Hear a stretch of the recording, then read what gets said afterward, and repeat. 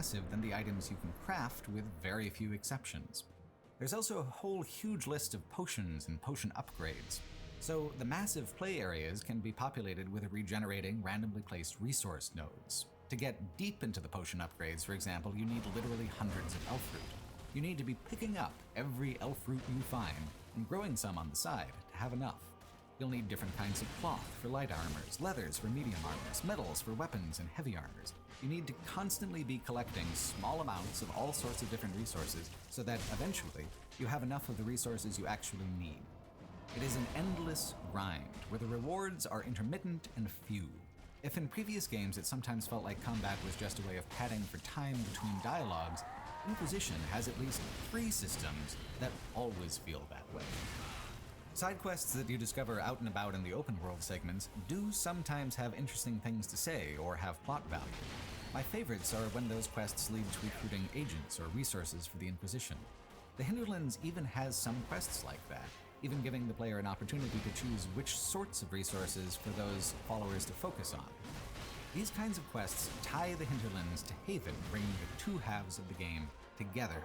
But there's a lot of fetch quests and hunting quests, item collections that start with a line or two of dialogue or even less, and end the moment you'll fulfill the requirement with nothing learned, no follow-up, no thematic value, like a few hundred points of whatever on a scale where you need thousands of points to do anything.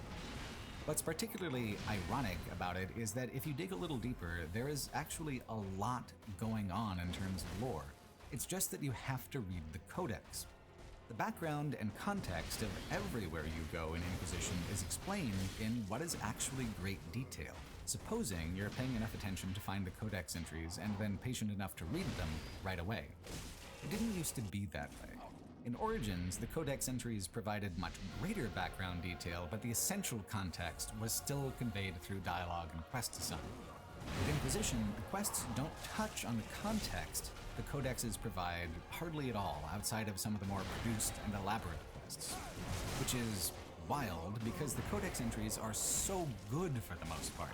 There's an opportunity here to learn more about the setting than ever before, but you need to basically sign up for the textbook guided walking tour to actually appreciate it. But hey, you can also ride a horse around this obstacle course. That's fun, always nice to horse around a little. It's not like every side quest in Origins was memorable or on point, but most of them actively work towards creating a sense of place, establishing some element of culture. When Inquisition released, there were articles that did great traffic advising people to just get the fuck out of the Hinterlands and break up the monotony of the game, trying out new regions before a player burns out entirely. Which is good advice, but not an actual fix.